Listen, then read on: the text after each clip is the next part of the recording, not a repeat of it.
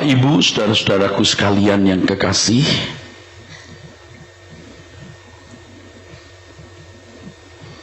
hari-hari ini, minggu-minggu belakangan ini, bahkan bulan-bulan belakangan ini,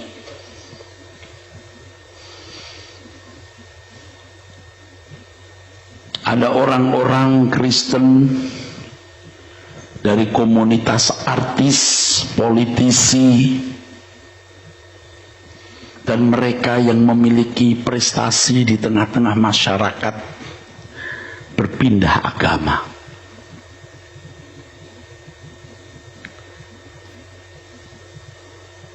Hal ini sungguh-sungguh menyedihkan, saudaraku. Mereka menyangkali imannya, meninggalkan Tuhan Yesus, murtad. Mengapa sampai demikian? Itu pertanyaannya. Ini membahayakan buat anak-anak kita, pemuda remaja. Sebab dengan menyaksikan fenomena ini, maka bukan tidak mungkin hal ini mempengaruhi mereka. Mengapa, saudara, sampai mereka meninggalkan iman kepada Tuhan Yesus? Bahkan di antara mereka adalah anak-anak pendeta.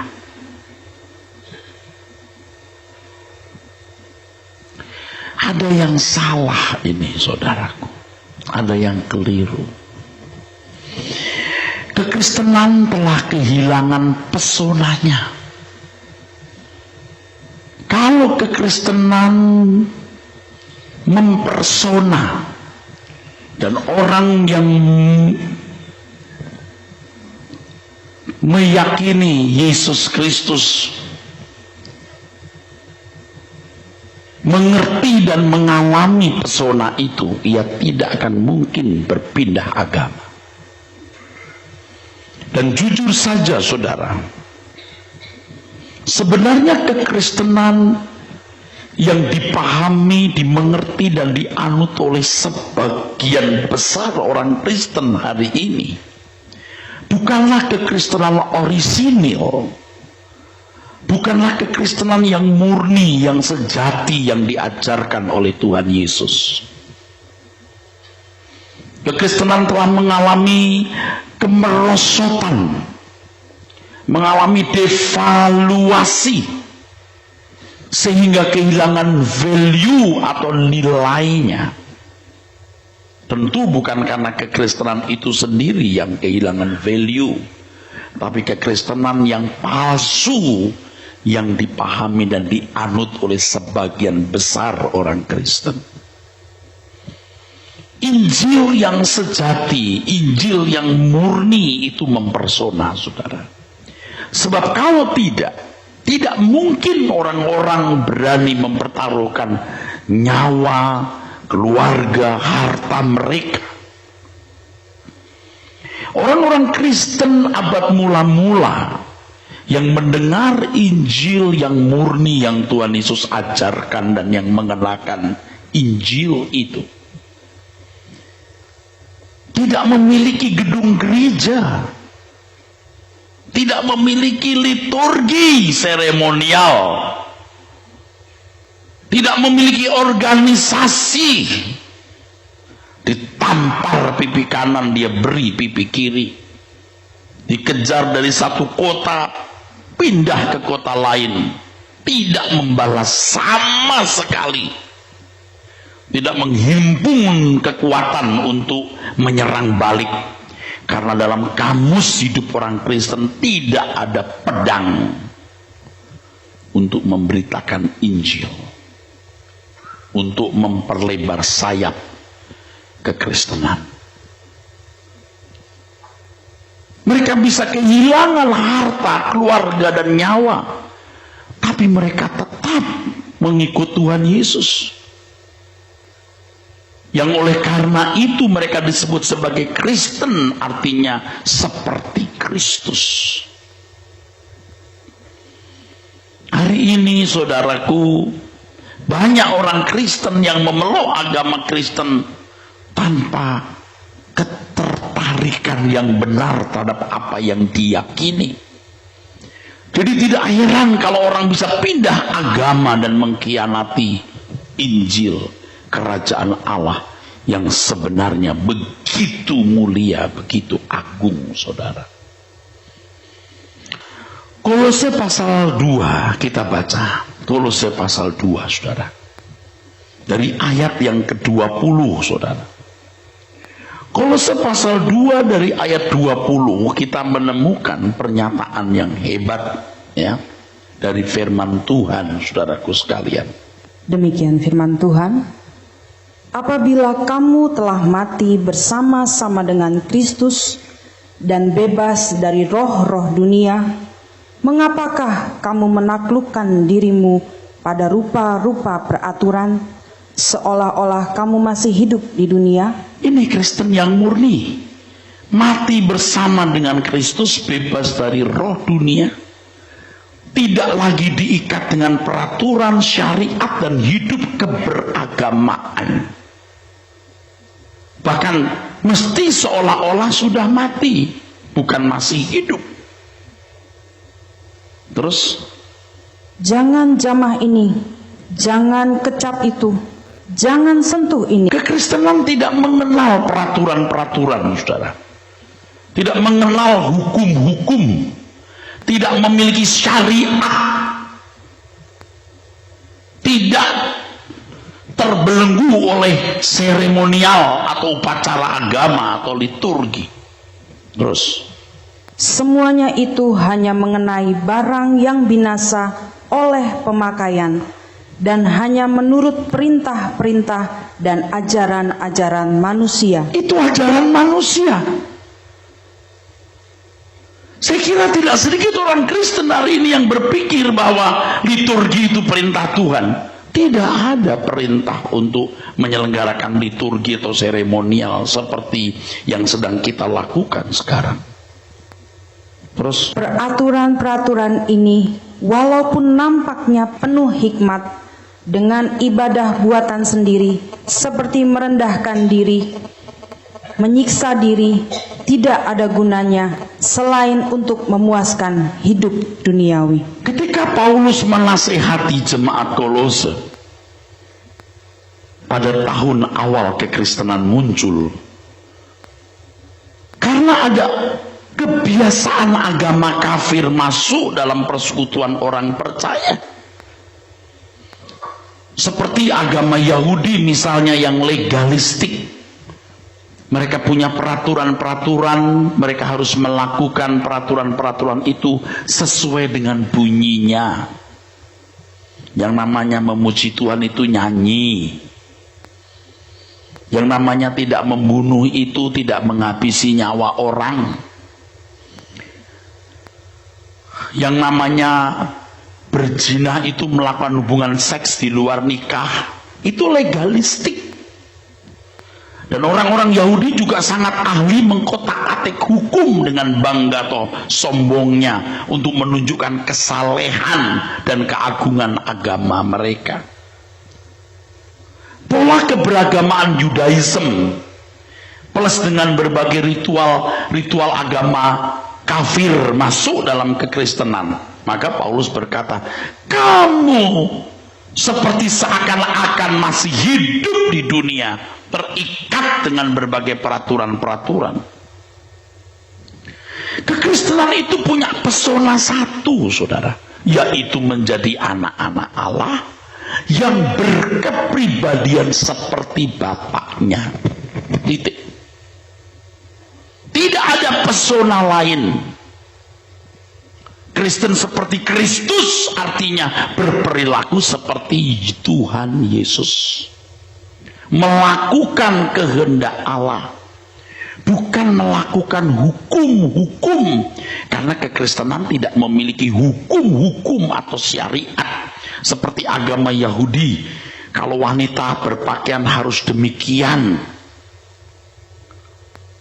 mereka harus sembahyang dengan berkiblat ke Yerusalem. Orang Yahudi harus mengadakan ziarah setiap tahun ke Yerusalem, khususnya pada Paskah. Mereka harus berdoa dengan menengadahkan tangan. Mereka mengatur makan apa yang halal dan haram, dan berbagai peraturan lain. Hari Sabat yang suci, ada hari suci, ada bulan suci. Itu Yahudi begitu ketatnya.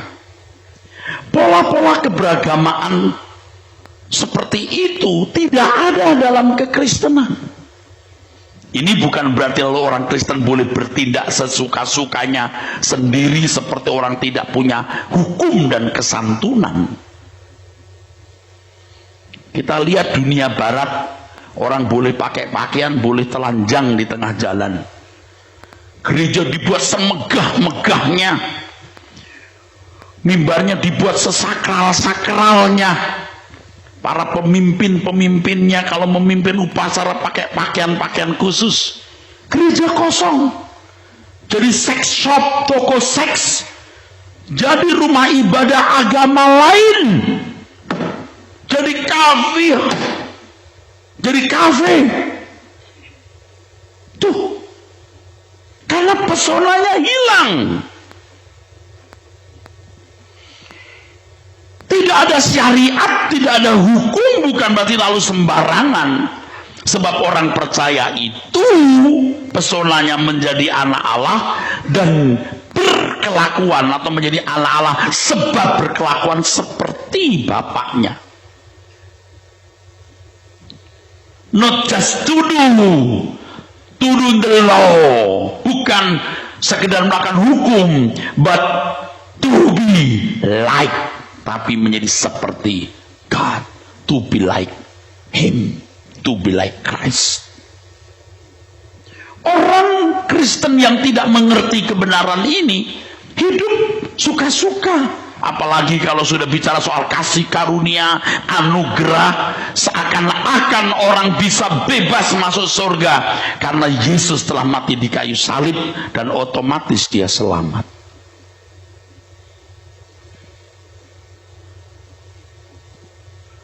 Pesona saudara apa jadi orang Kristen?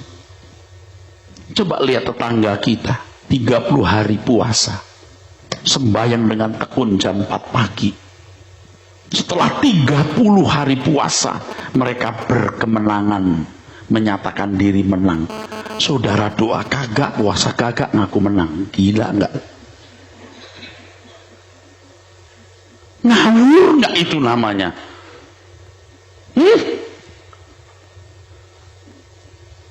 Nggak ada hukum lalu boleh pakai pakaian sembarangan. Nggak ada hukum lalu boleh bertindak suka-suka sendiri. Kristen itu seperti Kristus. Kelakuannya bukan hanya baik, bukan hanya legalistik tidak membunuh.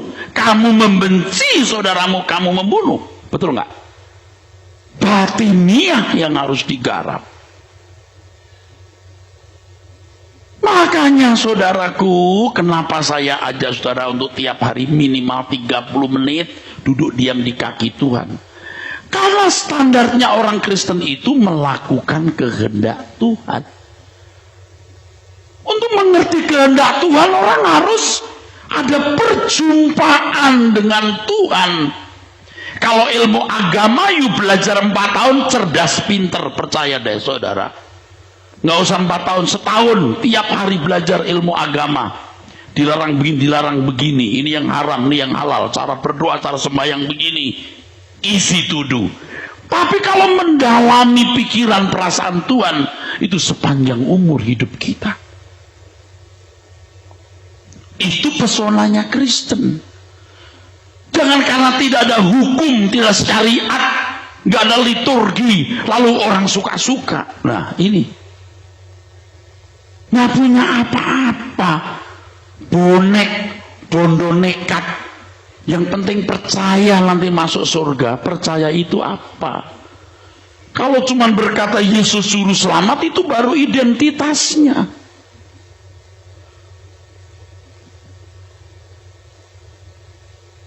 Mestinya lewat proses hidup kekristenan yang benar, saudara dari manusia berdosa menjadi manusia Allah.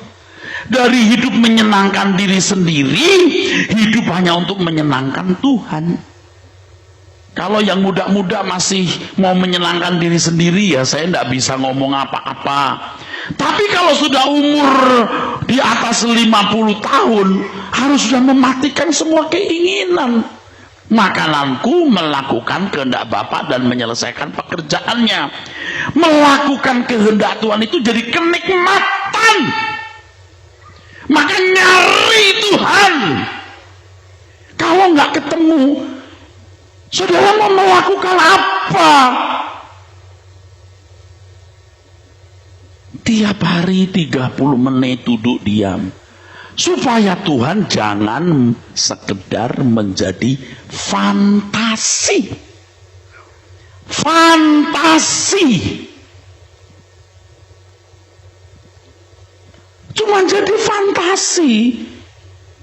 Didiskusikan, dikhotbahkan, dinyanyikan, tapi tidak ada connect, tidak kontak. Kenapa saya dorong saudara mencari Tuhan tiap hari itu? Supaya saudara mengalami Tuhan. Jangan dikit-dikit datang ke pendeta, doakan Pak, dikit-dikit Pak tolong saya. Loh, pendeta ini bukan mediator Pak, tapi cuman tutor. Mediatornya itu Tuhan Yesus. Kalau dukun bisa ketemu tuyulnya genderuwo demit, saudara bisa ketemu Tuhan. Tetapi harus belajar firman supaya jangan jadi mistik yang dikit-dikit suara Tuhan, saya dengar Tuhan bicara. Yang begitu saya tidak percaya. Mendengar suara Tuhan itu setiap saat di dalam batin kita yang terkristal dalam tindakan.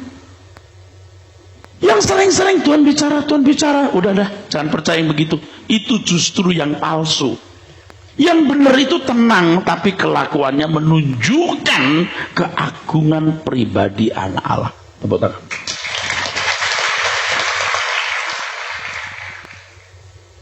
Jangan nggak ketemu Tuhan.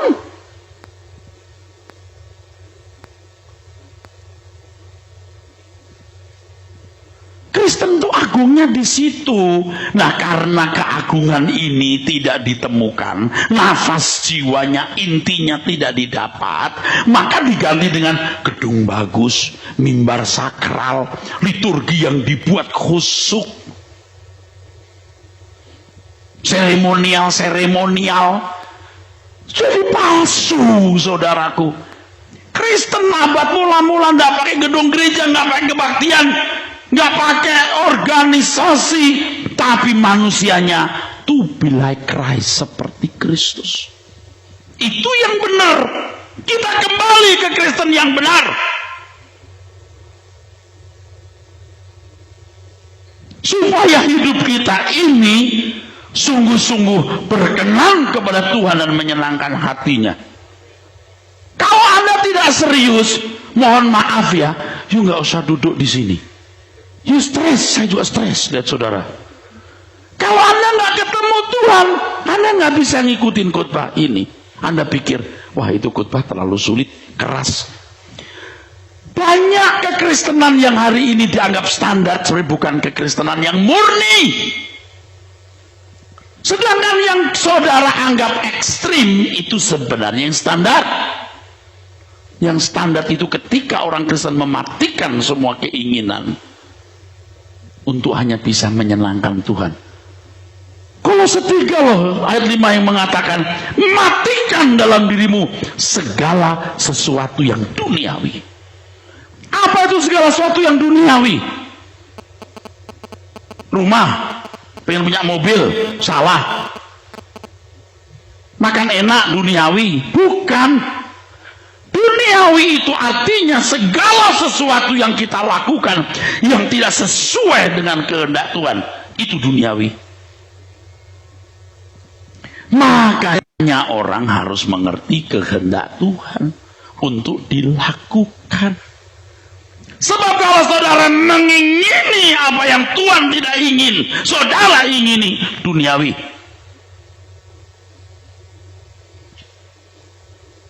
Saya lihat satu mobil bagus. Beberapa kali saya nemu naik mobil orang. Duduknya enak, bagus. Wah, saya kepikir kalau mobil ini kayak rumah jalan, saya tidak capek. Kan aku ini banyak jalan. Bisa istirahat dengan mobil ini. Wah, enak nih. Ini kalau saya beli second juga tidak beda jauh dengan mobil yang saya miliki. Tapi rumah saya itu kan di jalan yang sempit. Hanya 2 mobil bisa lewat. Parkirnya juga jadi sempit. Saya mikir, wah, kalau saya pindah rumah, saya mampu. Saya jual, saya beli yang lebih besar, kurangnya bisa saya tambahin atau saya cicil, mau bisa, sangat bisa. Tapi apakah ini kehendak Tuhan? Nggak salah loh punya mobil itu atau rumah itu. Sudah waktunya belum? Sesuai kehendak Tuhan belum? Diperkarakan, saudaraku. Soal begitu, Pak. Ini bukan soal besar. Mobil, rumah itu bukan soal besar. Masalah kecil. Tapi apakah ini sesuai dengan kehendak Tuhan? Itu jadi besar. Amin. Anda tidak punya anak, mau adopsi anak, you tanya Tuhan. Jangan sembarangan. You belum punya jodoh, ngegeratak seperti mau jair jatuh ke darat, kelepak. Lalu sembarangan pilih jodoh. Hati-hati, engkau akan menyesal. Ya Pak Pendeta, kalau gitu kapan kita dapat? Lu nyari aja nggak dapat. Ya apalagi Pak kalau nggak nyari. Justru nggak nyari biar Tuhan pertemukan pada waktunya. Loh, yang sudah nikah jangan bilang amin dong. You amin untuk siapa? Mau kawin lagi kah? Bapak-bapak dari tadi nggak amin kalau soal jodoh, ibu-ibu yang amin. Kenapa? Belum dapat jodoh, jalan saja. Kiri kanan kulihat saja banyak pohon cemara. Oke. Semua harus diperkarakan. Kalau Anda tidak perkarakan itu, bisa salah loh, saudaraku. Jangan punya kesenangan. Ya Pak, kalau kita nggak punya kesenangan gimana? Kesenangan kita harus Tuhan, saudara. Wah, nggak bisa Pak. Lah harus bisa dong. Wah, itu mah ekstrim Pak. Ini standar. Kalau saudara punya kesenangan itu Tuhan, saudara pasti berusaha untuk mengerti kehendaknya dan melakukannya. Ya kalau hidup cara begitu gimana seneng Pak? Loh, Tuhan tahu saudara dan saya ini bukan monyet. Kalau monyet itu bergelantungan di pohon makan pisang tok. Kita butuh rumah, mobil yang tidak mogok. Tuhan tahu. Makanya Anda sekolah yang rajin anak-anak ini ya. Jadi juara. Kerja keras, cari uang banyak, hemat. Jaga pola makan, pola hidup yang baik. Tapi semua itu bukan untuk kesenangan kita, untuk Tuhan. Dan Tuhan tahu kita butuh. Maka Tuhan berkata, Bapakmu tahu kamu membutuhkannya. Jangan jadi persoalan besar. Yang besar itu sesuai nggak dengan kehendak Tuhan. Lah kalau ngikutin Pak Eras bagaimana kita? Orang-orang kaya tidak bisa, nggak mau dengar. Memang orang kaya suka masuk surga. Dia pikir dengan uang dia bisa buat ini beli itu. Saya juga kadang-kadang udah nggak bisa nahan. Kalau cara hidupmu begitu, please. Kalau di sini gua kasih tahu, you hidup hanya 70 tahun, senangkan hati Tuhan untuk masuk ke kekekalan, waktu yang tidak ada ujungnya di keabadian. Saya juga menggorok diri saya sendiri. Saya matikan. Jangan ingini itu. Sudah punya rumah syukur, mobilmu juga bagus. Hah? Kurang apa lagi sih? Saya gorok. Jangan buat tua-tua kawin lagi. Lah you mau apa sih? Saya sekarang umur saya 56 tahun. Saya nggak tahu siapa yang lebih dulu, saya meninggal atau istri saya meninggal. Kalau dia lebih dulu, saya sudah berkata saya tidak akan menikah. Aduh Pak, jangan gitu. Ya iyalah, udah umur segini mau ngapain? Meninggal nanti ditunda di langit baru, bumi baru. Kalau masih punya keinginan, nggak bisa nyanyi ini. Tiada yang ku nanti lagi, apapun di bumi ini, rindu hatiku pulang ke sana. Nggak bisa bro. Kalau ada yang menarik dalam hidupmu lebih dari Tuhan, engkau tidak akan bisa menyenangkan Tuhan. Maka Tuhan tidak boleh diprioritaskan. Tuhan itu prioritas saya Pak. Salah. Tuhan tidak boleh diprioritaskan. Tuhan harus menjadi satu-satunya. Satu-satunya, the only word I have. Bukan prioritas, satu-satunya. Bersedia nggak? Bersedia nggak? Saudara, aminnya meragukan.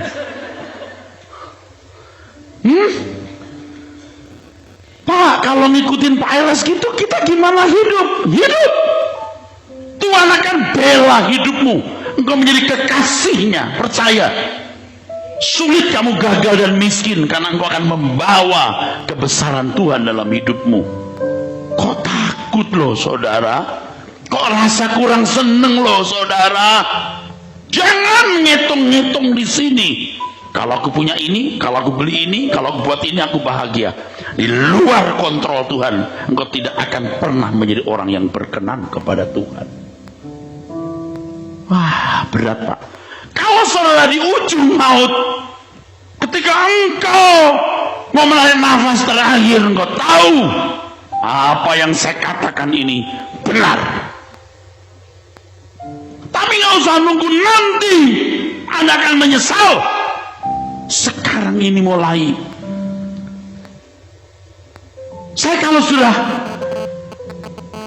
mulai ada kesenangan, saya nggak bisa nyanyi ini dengan tulus. Waduh, kalau punya gedung gereja, waduh kalau ini nanti, itu pun salah. Tidak ku ingini gedung gereja. Wah, untuk Tuhan Pak, ya, untuk Tuhan, tapi aku senang juga. Biar Tuhan yang senang dan aku mengikuti perasaannya. Bukan aku senang, Tuhan ikuti perasaanku. Terbalik.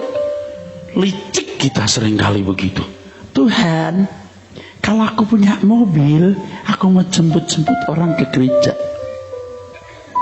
Tuhan mau dibohongi lagi. Kalau aku punya villa, nanti bikin doa semalam suntuk di villaku. You mau ngakali Tuhan dengan perkataan itu. Kalau engkau berkati aku Tuhan, aku jadi saksi dalam keluargaku. Sekarang aku miskin begini, mereka bilang, tuh gara-gara Rehoboth miskin kan. Tuh gara-gara kamu sungguh-sungguh ikut Tuhan, nyatanya begitu. Makanya Tuhan, berkati Tuhan, aku jadi saksimu Tuhan. Mau ngibuli Tuhan loh. Kamu cari kesenangan dengan kekayaan itu. Tuhan, kalau aku tidak punya jodoh, aku nanti jajan-jajan, bikin dosa gitu loh. Kau punya jodoh pun tetap punya dosa, nak. Otakmu ngeres. Jangan ngibuli Tuhan gitu. Tuhan swear deh, kalau aku punya jodoh, aku berhenti berbuat dosa. Otakmu ngeres. Sorry Jack. Kalau engkau jadikan Tuhan kesenangan hidupmu, kau baru berhenti berbuat dosa. Matikan tuh keinginan-keinginanmu. Tuhan, sebelum aku mati, aku mau punya villa. Nggak usah. Kalau waktunya punya villa, beli. Belum waktunya, jangan ingini. Ada yang naik motor ke sini, jangan mikir punya mobil. Itu perkara kecil, nak. Perkara kecil, Bu, Pak. Waktunya punya mobil, beli aja. Masalahnya bukan di mobil atau harga motor, tapi masalahnya apakah yang kau ingini sesuai keinginan Tuhan. That's it.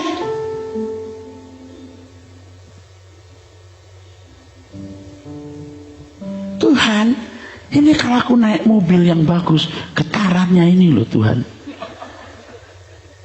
Ini kalau getarannya besar begini Tuhan, lama-lama jantungku rontok. Aduh, alasan aja loh.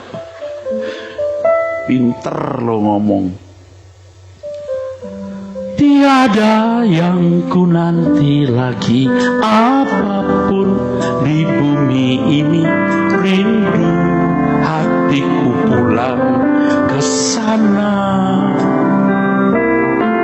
Di sisa hari-hariku berbuah-buah bagimu, tanda cinta dan kerinduanku. Anda itu ya ngikutin apa yang saya katakan itu nggak jadi miskin, percaya. Kalau Anda ragu-ragu nih, boleh saya ngomong? Kalau Anda ragu-ragu apa yang saya katakan, awas loh, minggu depan muncul lagi di sini. You cari gereja lain, you ikuti pendeta itu sampai you bener. Kalau you percaya saya katakan ini benar, ikuti. Jangan tunda. Demi keselamatan saudara. Saya galau.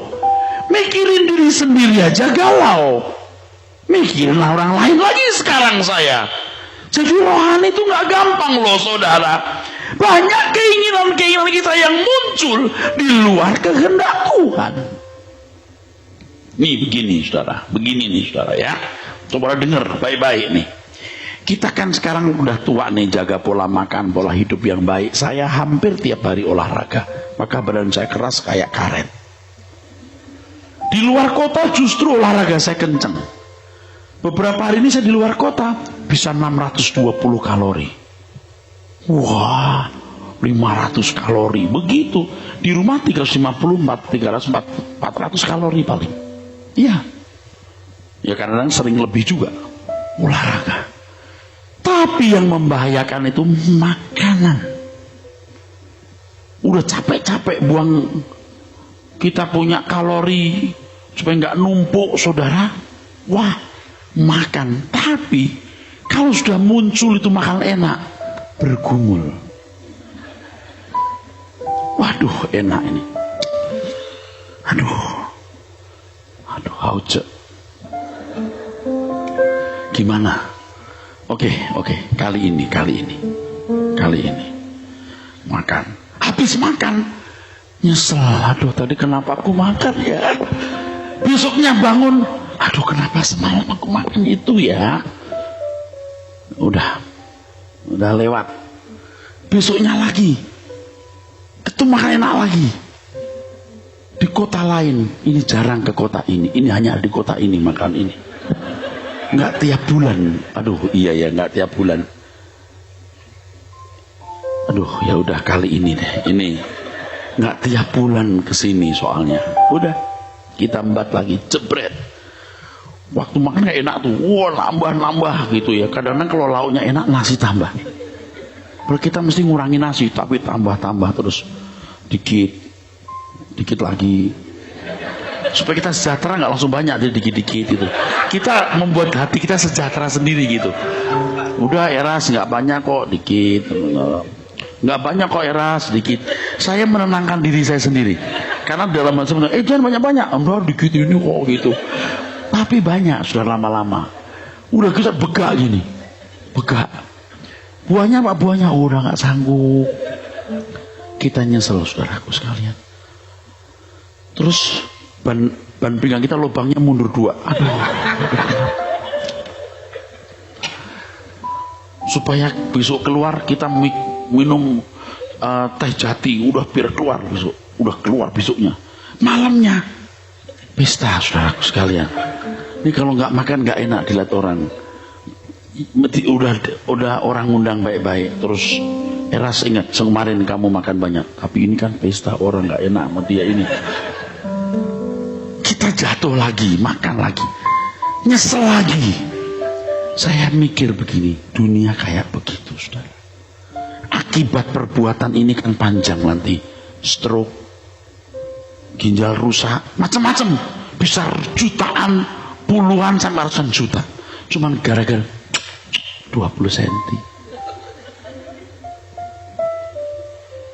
Coba contoh ekstrim lagi.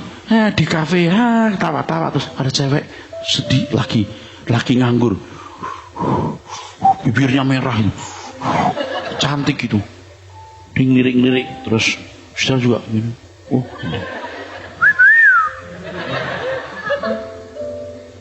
Terus kenalan. Wah, tukaran handphone. Oh. Terus ketemu. Wah. Terus dibawa ke satu tempat. Udah deh, tidur bareng. Besoknya kena HIV. Kalau hari itu aja nggak usah ngelirik-ngelirik. Begitu lihat, dolphin. Anggaplah ikan dolphin. Dilihat bagus tapi nggak usah dipeluk kan gitu. Berani meluk ikan dolphin yang diung. Bagus ya, tapi kan peluk kan jarang orang. Dolphin lebih bagus ini, shark. Lebih sadis lagi tuh. Paling bagus, Pak. Bahaya ini. Gitu. Nah, gara-gara seneng orang begini saudara, begini. Waduh, enak ya punya rumah di situ ya, beli. Udah punya rumah, wah di sana juga punya, beli. Waduh, kalau mobil ganti-ganti. Wah, kalau terus tuh. Begitu mati ketemu Tuhan, kamu hanya menyenangkan dirimu. Kamu gak layak jadi anakku. Mestinya prinsip hidupmu adalah makananku melakukan kehendak Bapa dan menyelesaikan pekerjaannya. Mampus gak? Rata-rata saudara begitu loh. Rata-rata ini masih begitu. Itu standar. Ke gereja pun cuma karena meminta tolong Tuhan. Tuhan, aku mau ganti mobil. Tuhan, rumahku banjir. Kenapa saudara tidak begini? Tuhan, aku hanya mau menyenangkan Engkau. Udah. Malaikat berbisik, gimana mobilmu? Biar. Nggak ada yang amin kan? Oh ada, masih berani loh. Benarkah yang saya ngomong ini? Loh kok aminnya pelan loh? Kalau nggak rela saya pulang nih. Saudara nggak saya yang menyelamatkan saudara. Tidak ada cara lain untuk berkenan. Matikan semua yang duniawi. Semua yang tidak sesuai pikiran perasaan Allah dibuang.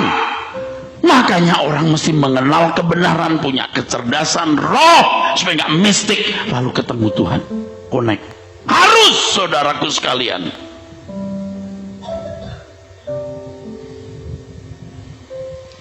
Saya galau karena saya tahu mematikan keinginan daging, keinginan mata itu susah. Tapi tidak ada pilihan lain untuk bisa menyenangkan Tuhan kecuali kita mematikan keinginan kita sendiri untuk bisa memuaskan dan menyenangkan hati Tuhan, saudaraku sekalian.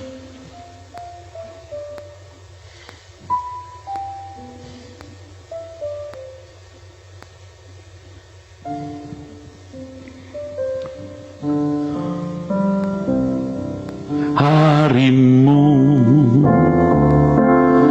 yang mulia, ku harap segera tiba. Yang ngarang saja nih kadang-kadang nggak stabil. Nyanyi tok tuh bacotnya aja, hatinya enggak. Tapi kalau saya sudah sadar ini ngomong tok saya, ada something wrong dalam hidup saya.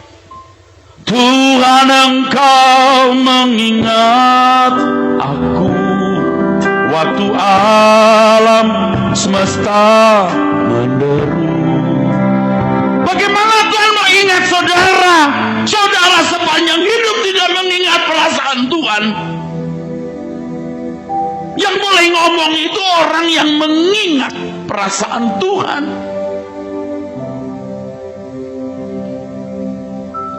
Making His smile, yang membuat senyum Tuhan. Kapan kau punya membuat senyum Tuhan? Satu, waktu Anda dalam keadaan terjepit, engkau tidak mengeluh, engkau tak mengucap syukur dan tidak menyalahkan Tuhan. Dua, waktu Anda punya kesempatan berbuat dosa, saudara menolak, Anda menyenangkan Tuhan. Tiga, waktu Anda dibenci, disakiti, dilukai orang, Anda tidak membalasnya. Empat, ketika Anda punya kesempatan membela Tuhan tanpa batas, bukan remah-remah, tapi tanpa batas, engkau mempertaruhkan apapun yang kau miliki. Lima, ketika engkau merindukan Dia lebih dari merindukan apapun. Saudara mau dijadikan kekasih Tuhan, bro. Di sini cuma untuk itu. Kalau cuma Kristen yang ke gereja, hilang pesonanya, tidak menarik. Doa kagak, puasa kagak, ngaku berkemenangan. Sinting. Gobloknya nggak kira-kira itu. Betul nggak? Ngerti nggak saudara? Nggak sekolah, nggak belajar mau wisuda. Orang waras nggak? Sinting saudaraku. Murahan. Pikir baik-baik. Tuhan yang bicara loh. Ini jalan sempit.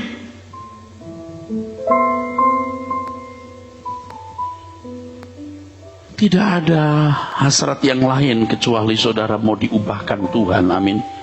Kalau saudara merasa ragu-ragu ini benar atau tidak, saya kasih tahu ini benar. Saudara nanti di ujung maut Anda baru tahu ini benar.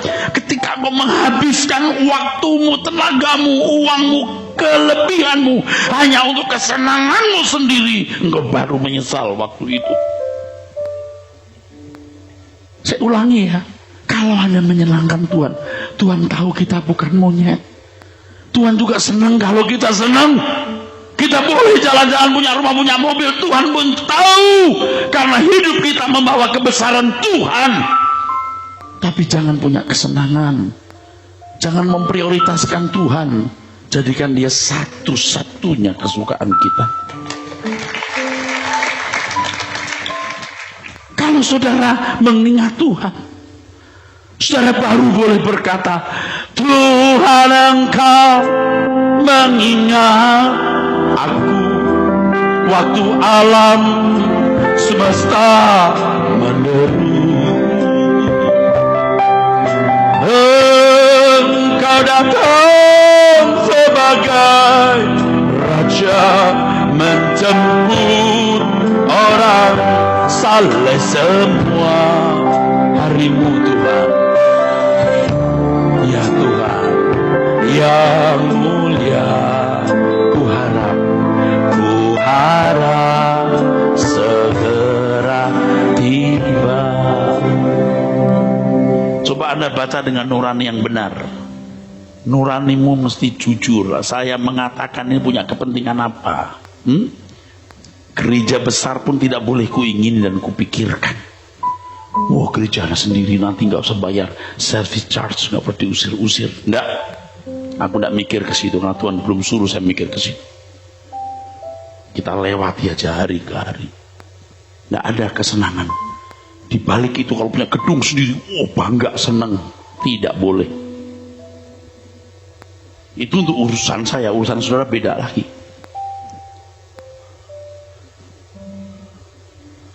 Tuhan, kalau aku kesepian begini Tuhan, aku kering seperti ikan asin, seperti ikan jambal. Tuhan tahu nak, kalau kamu kesepian kamu susah. Tapi Tuhan mau engkau berikan hatimu dulu untuk Tuhan. Setelah kau berikan hatimu untuk Tuhan, percaya Tuhan tahu apa yang baik untukmu. Lawang cuma 70 tahun kok saudara, membuat berbunga-bunga bagaimana sih? Sudah keburu tua, kita juga tidak punya banyak kesenangan kok saudara. Maka bapak-bapak yang udah berumur di sini, udah jangan macam-macam. Udah umur 70 tahun lebih mau kawin lagi. Apa sih kamu ini? Urusan apa sih?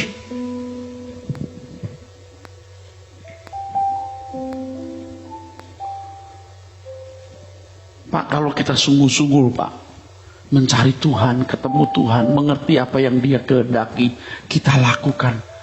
Rezekiku melakukan kehendak Bapa, artinya melakukan kehendak Bapa itu kesenanganku, kenikmatanku. Itu pesona kekristenan. Walaupun tidak punya syariat, tidak punya hukum, tidak punya peraturan seperti agama-agama lain, hati Tuhan itu peraturan kita. Pikiran perasaan Tuhan itu hukum kita. Betapa agungnya orang Kristen seperti ini. Gak mungkin dia pindah agama.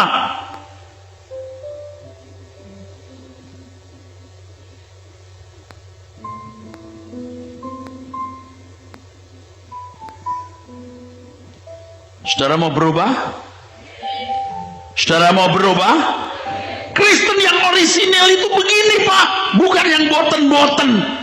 Mau kebaktian pakai tepuk tangan, mau tidak, mau pakai piano atau pakai musik lengkap atau tidak, enggak masalah itu saudaraku. Pendetamu mau pakai dasi atau pakai batik enggak masalah. Saya baru kepikir kapan-kapan saya mau pakai batik aja hari Minggu. Kalau belum siap takutnya ini mau kawinan atau mau apa ini. Kalau pendeta mesti pakai dasi, males.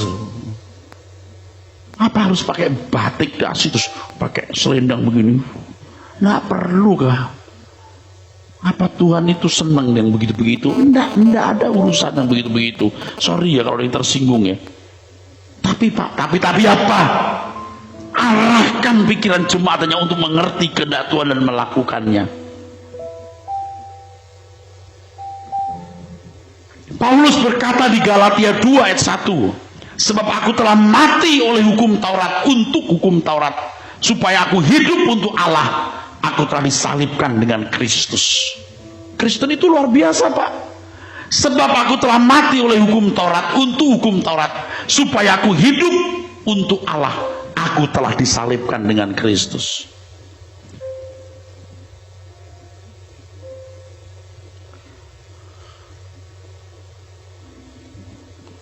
Di barat itu ya, saya lihat orang-orang ya, kelakuannya tidak karu-karuan, tapi kalung salib di dadanya.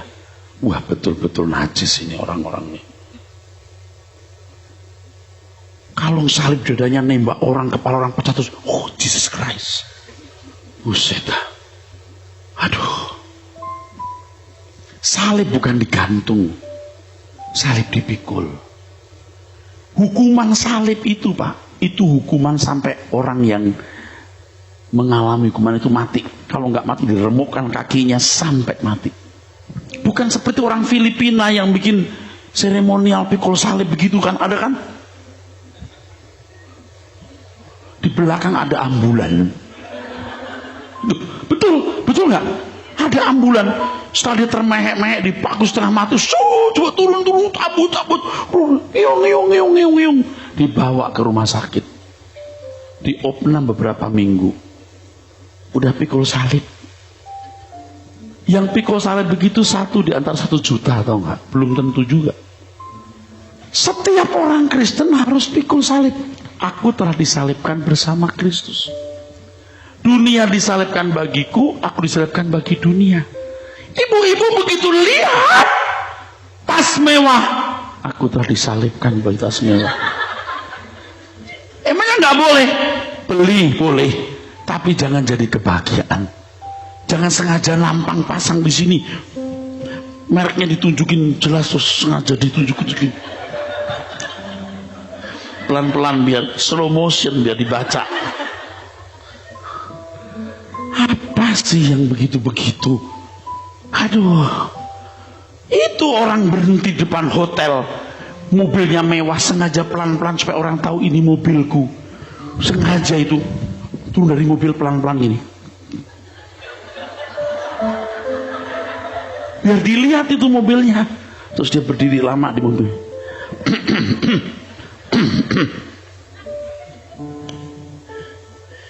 Biar tahu ini mobil dia. Terus supirnya diajak ngomong lama, seperti Mr. Bean.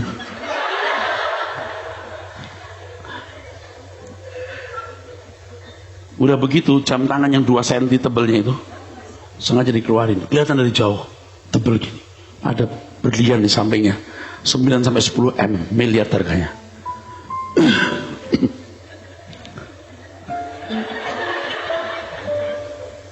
Matanya rabun kali, pura-pura lama-lama gini. Lagaknya lo kayak topeng monyet. Terus berliannya ditunjukin. Bacan mah nggak ada harganya di mata dia. Tapi orang Kristen pakai bacannya belagu. Lu baru bacan, lu belagu. Makan tuh bacang sekalian.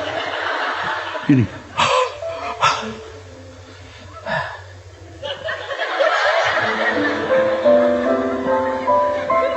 Kayak topeng monyet. Sarimin pergi ke pasar. Lu berapa lama hidup sih?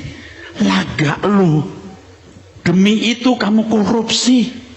Kamu kolosi dengan pejabat. Kamu korbankan rakyat kecil. Hah? Lihat tuh. Dia pikir semua akan berjalan running well. Gak bahaya. Apalagi kalau ketemu pendeta bisa dibeli. Ngundang di rumahnya, suruh mendoakan apa semua. Dia pikir Tuhan bisa dibeli. Kupret loh. Dulu saya termasuk setengah bisa dibeli. Setengah. Sekarang kagak mau gua. Kalau saya kelihatan baik-baik dalam hati saya, lo ya kagak bertobat loh. Awas loh. Sombongnya. Soal kecil mau pakai berlian, mau pakai bacan kayak enggak masalah. Tapi jangan menjadi sombong, betul nggak? Jangan menjadikan itu kebahagiaanmu. Dunia disalibkan bagimu. Ini benar, Pak. Injil yang murni itu merenggut hatimu supaya dipersembahkan untuk Tuhan. Mengerti, saudara? Supaya dipersembahkan untuk Tuhan. Jangan merasa udah kasih perpuluhan, udah kasih persembahan, udah bayar utangnya Tuhan. Tuhan mau hatimu. Tuhan mau berkata, cabut jantungmu, taruh di kotak kolektor. Wah, uang banyak nggak ada artinya kalau hatimu masih kau miliki. Ini hal yang sulit, Pak. Harus dimulai dari perkara-perkara kecil. Harus dimulai dari perkara-perkara sederhana. Berjuanglah, saudara. Beberapa minggu ini saya berdoa, saudaraku. Doa terus. Di luar kota saya berdoa sampai tengah malam, sampai pagi. Ada satu suara yang keras di hati saya. Kamu hanya punya satu misi, satu visi, hidup untukku. Ya Tuhan, Mudah.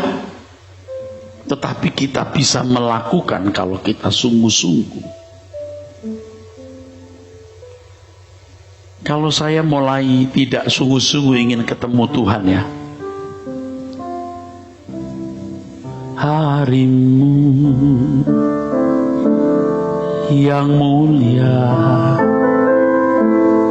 ku harap segera tiba. Harimu yang mulia, ku harap.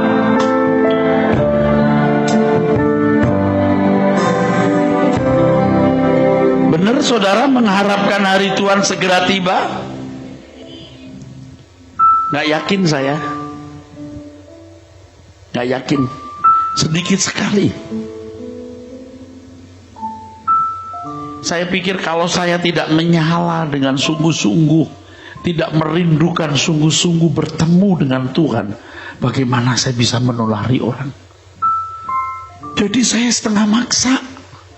Kalau nggak maksa nggak bisa. Jadi saya mengerti, walah kalau saya maksa aja setengah mati gini, gimana orang yang nggak maksa dirinya?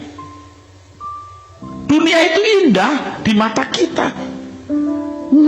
Yang maksa diri saja nggak segera bener, apalagi nggak maksa diri.